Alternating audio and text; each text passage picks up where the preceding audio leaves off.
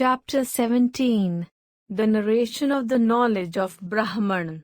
I bow down to Sri Ganesh. I bow down to Sri Saraswati. I bow down to the Guru. I bow down to the family deity. I bow down to Sri Sita Ramchandra. I bow down to Sri Sadguru Sai Nath. In the last chapter, I had mentioned that in this chapter will be described the qualities of permanent good, Shreya, and the pleasant, Praya. Listen to it with respect. As light and darkness are interrelated to each other, still they are separate from each other. The good and the pleasant are similar to them. One whose mind runs after the pleasant, he deteriorates because of selfishness. The good is restraint and the pleasant is that which is without restraint. The good deals with pure knowledge only and the pleasant is false knowledge. Wise men are never attracted towards the pleasant, but the good is disliked by the ignorant. Till such time that wealth and women are available, the senses indulge in pleasures and no thought is given to self-denial or non-attachment, the pleasant is welcome. The good and the pleasant are intermixed like water and milk. But the swans of Manas Lake drink only the milk. Similarly, those steadfast by nature, wise, self-controlled and fortunate ones only hanker for the good and shun the pleasant. But look at those dullards who are only keen about caring for their body, cattle, children, wealth, status and well-being. They acquire the pleasant only. Whether it be the good or the pleasant, even if both are understood in the right way, it is difficult to bring the good into practice, even for a person who is independent in his thinking. However, if both are available, it is difficult to select, and if ignorance wins over discrimination, then the pleasant comes and embraces one. In setting aside the pleasant and accepting the good is the real spiritual endeavor, just as the swan separates the milk from the mixture of milk and water. The good and the pleasant are both attainable by a person. But those dullards without self-control are incapable of discrimination. Initially, one should definitely be able to understand wherein the good lies. Afterwards, if there are obstacles in the way, one would be able to avoid them entirely. At this point, the human efforts to attain the four well-known goals of life intervene and make their claims. But one must fight for the sake of the good and make intense efforts. Inconceivable are the whirlpools of the mundane existence which rotate incessantly, 24 hours of the day. Man suffers the harsh miseries of the threefold tribulations. Because of them, whirlpools of mundane existence, extreme miseries befall and man is harassed or tormented. Then he tries to discover easy means of pleasure to avoid them. The whirlpool of mundane existence is unbearable. How can it be stopped? Could there be a means to do so? He starts thinking thus. With good luck, when these thoughts are born they motivate the goals of life. Then for the sake of his own good, he follows the right path. False knowledge or illusion are existing from the very beginning. They are like the futile illusions created by the silver of the oyster shell and water of the mirage. They should be considered as erroneous conceptions and obstacles and, therefore, should be removed.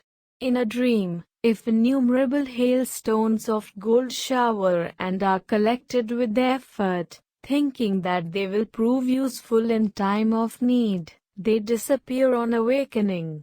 Knowingly and unknowingly, fate, destiny, passion, hope, desire or covetousness are always the obstacles. Remember this, and uproot them at the outset.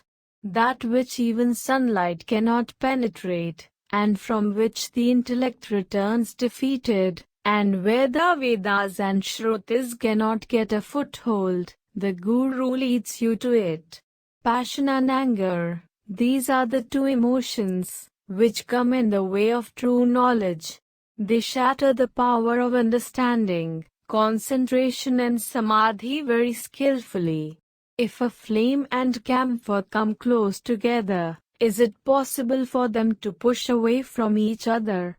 No sooner than they come together, the camphor starts burning due to the flame. What is the use of such a person who is continuously wallowing in sin and in acts forbidden by the scriptures, even though he is a scholar, because he does not know what is right and what is wrong? Similarly, that person who is always restless, perturbed from within, driven crazy by being caught in the clutches of the senses, cannot attain wisdom. He who is contented, calm and constant in his search for his true self, and above all, obedient to his Guru is full of wisdom. Whether he be a householder or a rishi, if he knows his destination he should be the master of the chariot of his body. What is the use of a pedant? There is no scope for just blabbering. Only learning is the essence. Oh, you! Regard your body as a chariot and then sit still in it. In the chariot of one's own body, make your intellect the charioteer and be the master yourself. Then you can sit at ease. On these roads full of obstacles, in the form of pleasures of the senses, make the charioteer control the 10 prancing horses of the sense organs by means of the reins, in the form of the mind. If the horses try to run helter-skelter, the charioteer will hold the reins to control the horses, and once they are entrusted to him, you can rest at ease.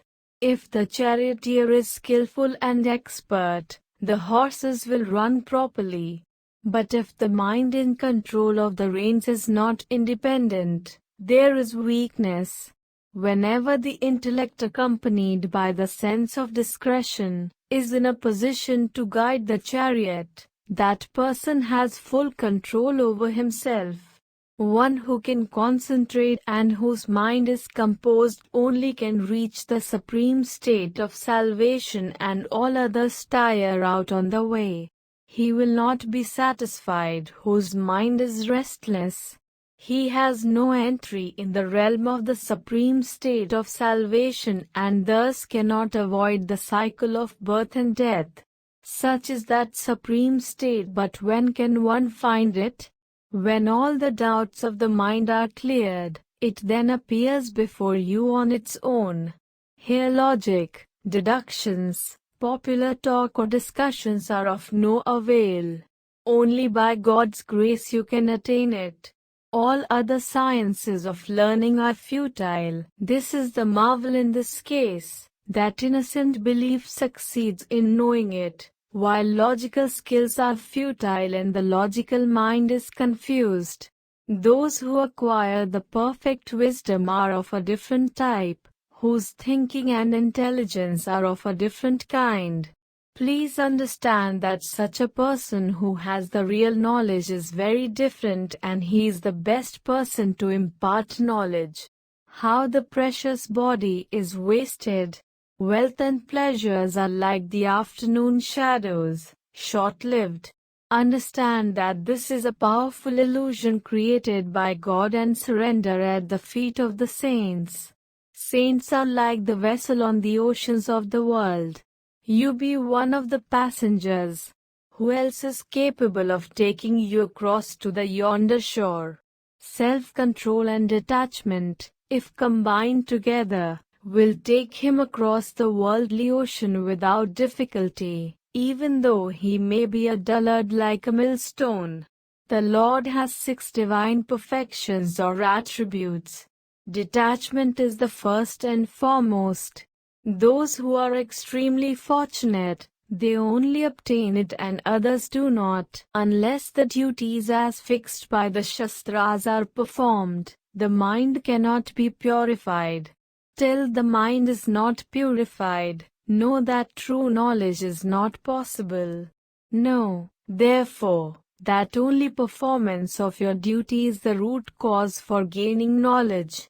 Fulfillment of the daily duties, occasional duties and those prescribed by the scriptures will cleanse the impurities of your mind. In this way, in that purified mind, self-control and detachment take place, and also control of breath and body etc., which are the means of procuring that wealth, are at your disposal. Finally, with their help, one can be free of body while living in it. He who discards the fruits of action and expectations with the help of full concentration of mind and surrenders to a guru wholeheartedly, then the guru accepts him. He who has given up the pleasures of the world, who is a devoted follower, who has full faith and who has become wise due to the knowledge he has acquired, even to him there is no other way. Even after that knowledge is obtained, if he does not behave in the right fashion, he will be neither here nor there, neither on heaven nor earth. He will be suspended in between like a Trishanku. The ignorance of the person is the cause of the very materialistic attitude. When there is the knowledge of the self in its true sense, it will lead to the state of detachment towards the material world on its own. A person who is self-realized is always devoid of ego. For him the worldly concepts of right and wrong, pious and dominus, good and bad are of no consequence. In one, whose pride of material achievements disappear, detachment takes its place immediately, and that in itself is the ultimate state of being. Remember this perfectly well. In the natural course of existence, there are friends and foes. But in the case of detachment it all seems foolish, because when one sees me in all, how can there be friendship or enmity? In comparison to the supreme happiness, even extreme bodily agony seems insignificant. In such a case, therefore, who can crave for worldly happiness if one has acquired the supreme happiness? Even though mountains of worldly miseries befall him, he will not be perturbed even in the least bit and will be firm like a rock of courage. God gives the gift of detachment to him whom he chooses to bless. Then he couples it with the sense of discrimination and makes him cross the worldly ocean. For the seeker of the self, desirous of beholding his true self as clearly as his reflection in the mirror, there is no other place except this world or the heavens. There is no third place for him. If rituals and sacrifices are performed, the deities are pleased and they grant residence after death in the heavens. One may get the fruits of the actions, but one cannot obtain the wealth of self-knowledge. It is true that after great many austerities one becomes a Gandharv, but the knowledge of the soul is very obscure. Therefore, those who are desirous of the true knowledge of the soul will opt for a long life on the earth. Here the mind is purified, the intellect becomes clear like a mirror, and the purest form of knowledge of the self, which is threefold purification, mind, intellect and Atma, is reflected. In the other place, which is the heavens, it is possible to get the knowledge of the self, but it is very difficult and it requires tremendous efforts to reach it. Illusion entwines you like a serpent, and, as it were, completely squeezes the intestines. The illusion also embraces outwardly. Who can be capable of avoiding it? You have been watching us while sitting here. You possess 50 times more money than ₹5 in your pocket. Take it out now. Let us see. Confusion is in your pocket when asked to take it out. The gentleman put his hand in his pocket and took out a packet, which consisted of 25 notes of rupees 10 each, and counted them. The gentleman was ashamed in his heart of hearts and thought to himself, how well Maharaj knows the inner secrets.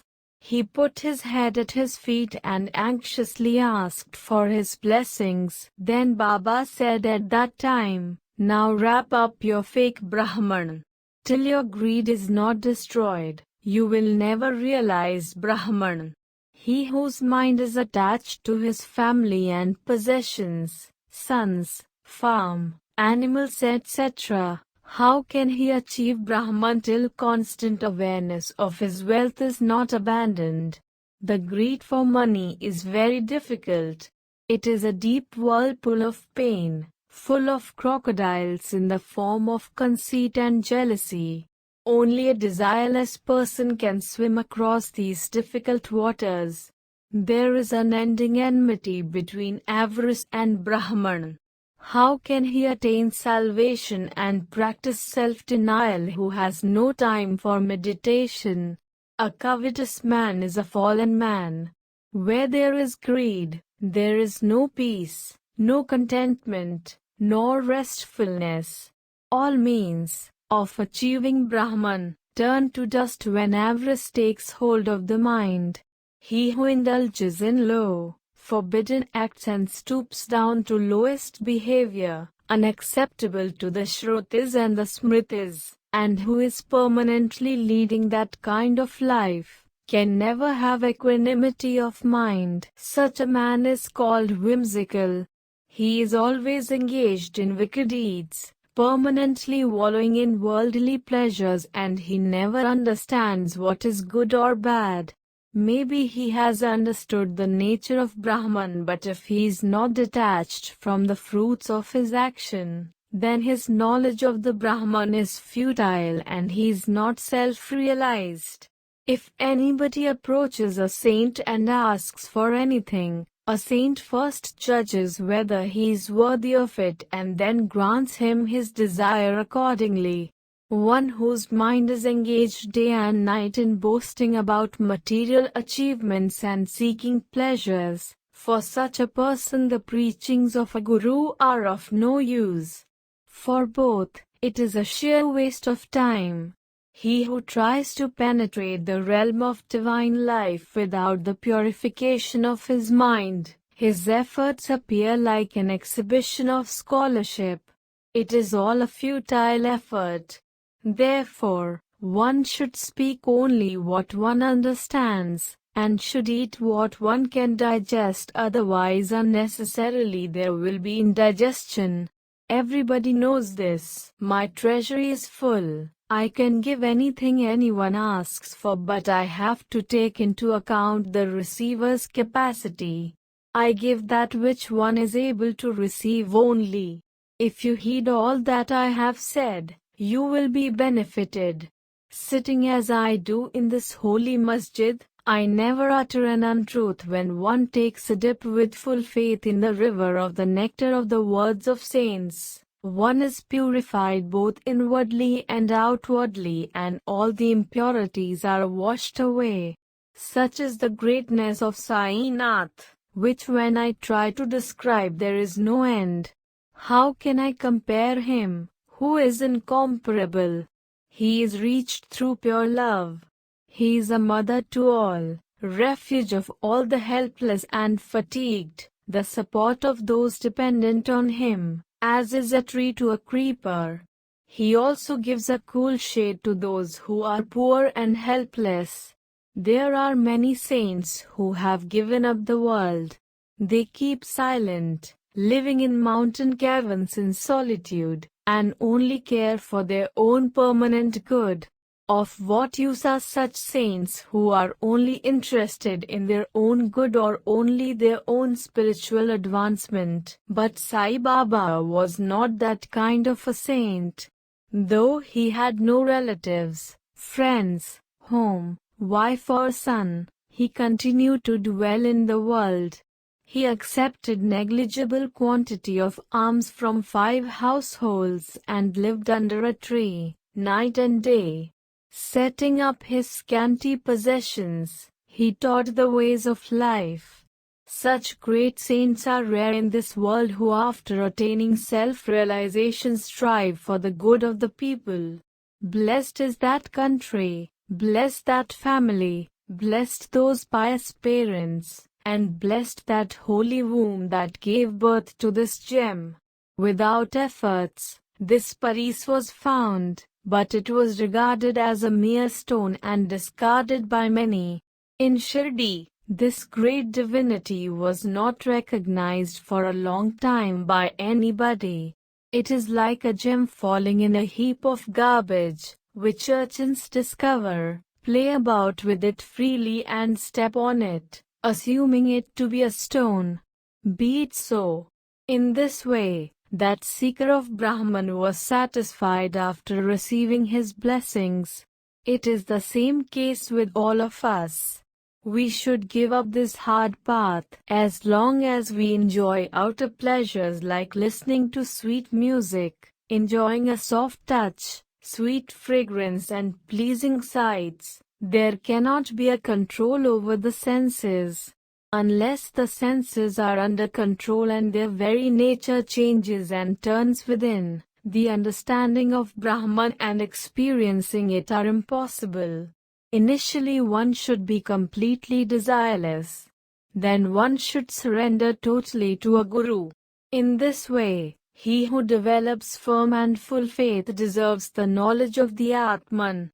When the 5 sense organs, like the ears etc., abandon their respective pleasures, then the mind will give up doubts and desires. Thus, disregarding the difference and being free internally, the intellect will be relieved of its burden of taking decisions. That itself is the supreme state of mind, and the unchangeable Brahman is also the same. When the intellect will not need the help of the sense of discretion, the mind will come alive. That is pure consciousness and nothing else. Blessed is the man who can gain it. When the sense organs turn away from worldly pleasures and are introverted, bliss of self is experienced and everything else will mean unhappiness. It is camouflaged by the senses and passions. It is extremely minute. Thus this knowledge of Atman is difficult to perceive. It is the means of supreme happiness. It is very mysterious in nature and unintelligible. He who is unconcerned about the present world and the other world till he reaches the stage of Hiranyagarbha, know that he alone is emancipated and he only is anointed with Brahman Pada. The mind should be slowly and gradually turned back from sense objects and should be made to concentrate on the Atman. Knowledge of the Atman will thus be acquired. Disinterested in the fruits of action in the present world and the other world, and unconcerned over the duality of happiness and unhappiness, only the intelligent people enjoy the divine experience. Who can be happy in the tortuous waters of the worldly ocean, engulfed by the flames of the fire of Vadranal and the threefold miseries? Therefore, for the sake of one's own upliftment, one should attain Sai's blessings. Read his stories, listen and meditate on them. If you listen to this biography of Sai Nath, in the company of wife, son, family, friends and relatives, you will get the benefits of both the worlds. Baba's Leelas are unique. Only the fortunate and faithful listeners are able to listen to these stories. While listening, a feeling of lightness steals through them and leads to an all-encompassing peace.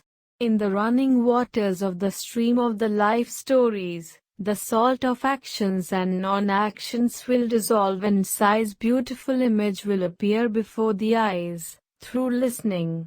By listening to his life story, sins will be destroyed.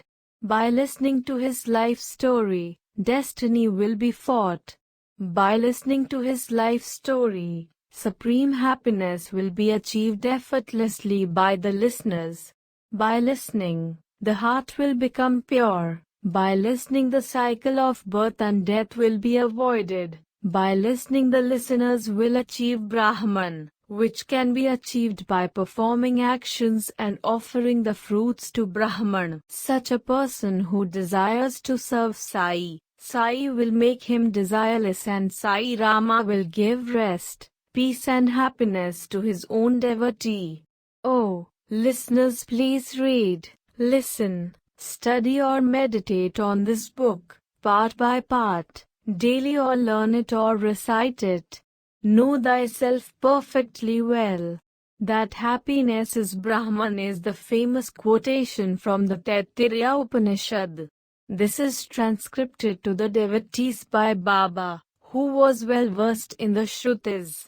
Do not worry in the least. Remain always cheerful. Do not have any anxieties until death. Baba always preached this. This chapter may deal with the explanation about Brahman, but the implication is that he who surrenders to Sai, his ship will be able to cross the worldly ocean. One should give advice for the good of the people repeatedly and should oblige others. This motto, Baba followed and behaved accordingly. Whether this is right or wrong, these arguments are subjective. In this book, the happiness of common people is stressed upon. This is the purpose behind this book. Baba knows the cause and effect. Just as he knows the people's aspirations, he also knows their future. Listen to the stories from the mouth of the Guru. Experience his incomprehensible powers. Try to retain and memorize as many stories as possible and also tell others. If this beautiful life story of Sai is listened to with great respect, the sorrows and difficulties of the narrator and the listener will be destroyed and will bring to an end the days of suffering of all. Experiencing his divine powers, who cannot be surprised, except the unfortunate one. His mere darshan calmed the beholders, making them bow at his feet. Listen with full understanding and implications to the lucid stories of Sai. If such an opportunity of happiness is there, who will miss it? In the stormy waters of hope, there are whirlpools of sun, wife and friends, crocodiles of passion, rage, etc., and sharks in the form of various diseases. At some times there is a temporary aversion for hours together. There is a mental conflict, an eruption, but the bond cannot be broken. You should teach your own mind that you are yourself the pure Brahman, but you are bound to the body like a parrot, clinging to the bar which goes around rotating. You have been lured away by illusions and temptations. Therefore, you have forgotten your own true self. Be aware and realize your real nature immediately. Delusion creates more delusion, and thus the illusion about bodily pride takes place. Try to understand that the concept of I and mine is like a mirage. Therefore, why don't you become detached? Oh, you! Think well, whether you should get entangled in this notion of I and mine in this worldly existence. Oh, parrot!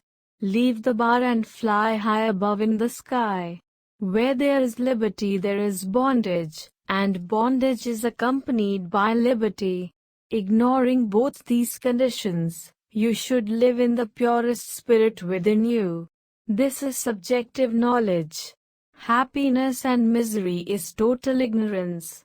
Therefore, abandon that knowledge and acquire true knowledge, which is the knowledge of the Brahman, and which is within you. As long as the discrimination between you and me exists, it is not possible to perceive your own good. Give it up and then look at yourself by throwing away selfishness. If a person as wealthy as Kuber outwardly leads the life of a mendicant, he is not doing the right thing. It is a hypocritical behavior and all due to false knowledge. Regularly listen to the best of the scriptures, follow the advice of the Guru with faith, be always alert and lead a regulated life. Those who follow this principle automatically follow the path leading to their salvation. Innumerable beings are thus liberated very naturally.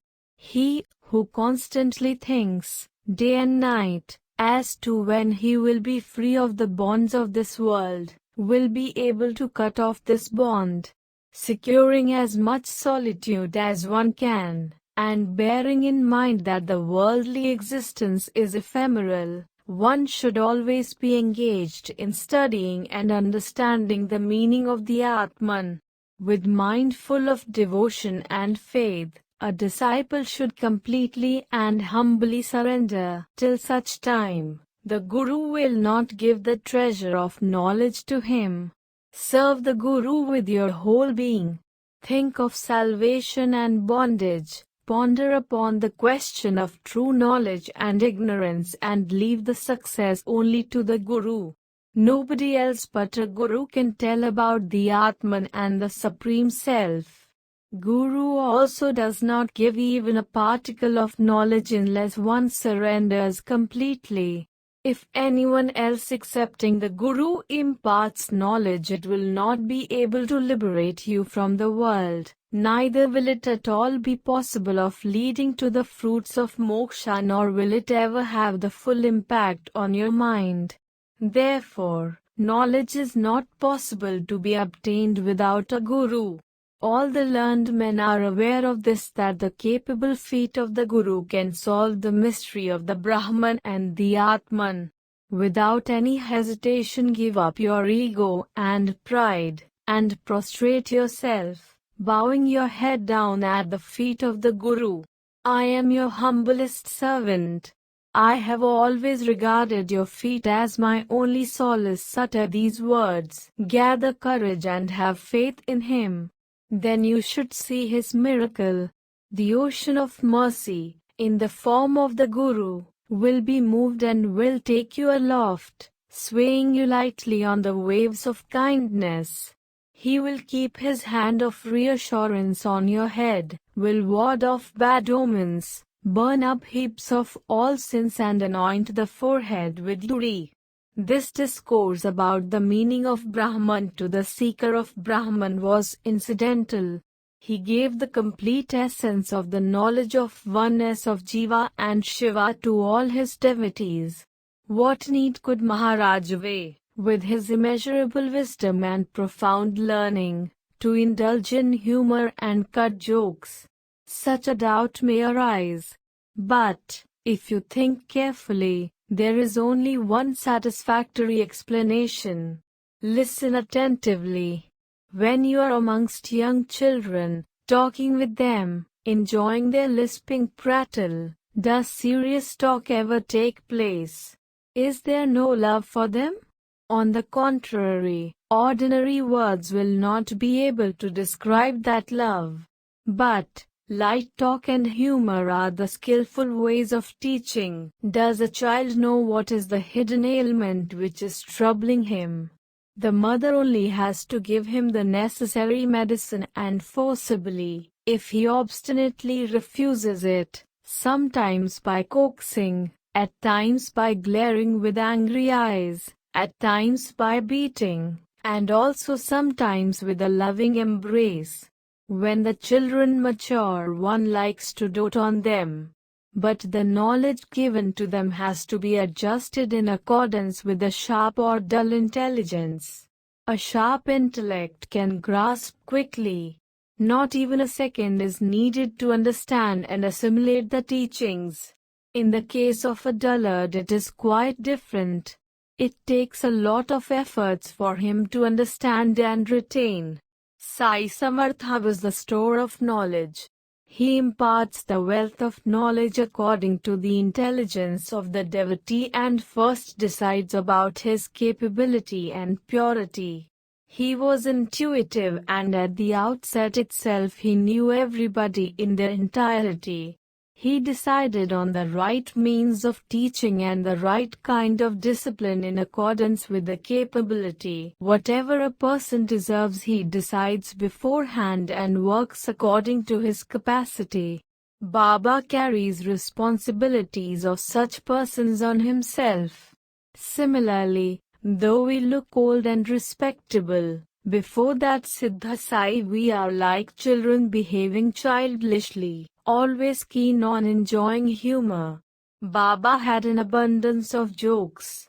He leaves his devotees free of worry by offering that knowledge for which the devotee has a worry. A person may be intelligent or a dullard. If he reads this, he would feel great joy. Listening to it, he will wish to listen to it more and more.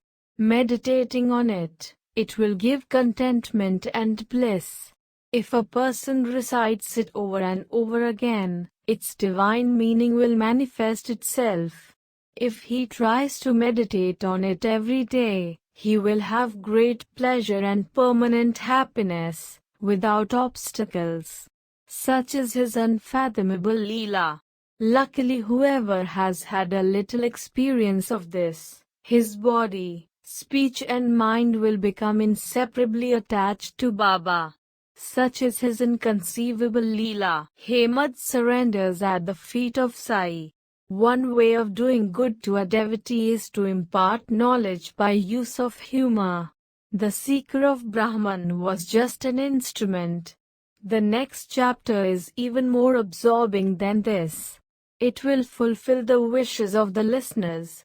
The secret desire of my heart was fulfilled, with lucid explanation. How I approached Madhav, how I gave him Baba's message and how I received his blessings. Listen to all that from the beginning to the end. May there be well-being. This is the end of the 17th chapter of Sri Sai Samartha Satcharita, written by the devotee Hemad Pant, impelled by saints and virtuous people, called The Narration of the Knowledge of Brahman. This is offered to Sri Sadguru Sai Nath.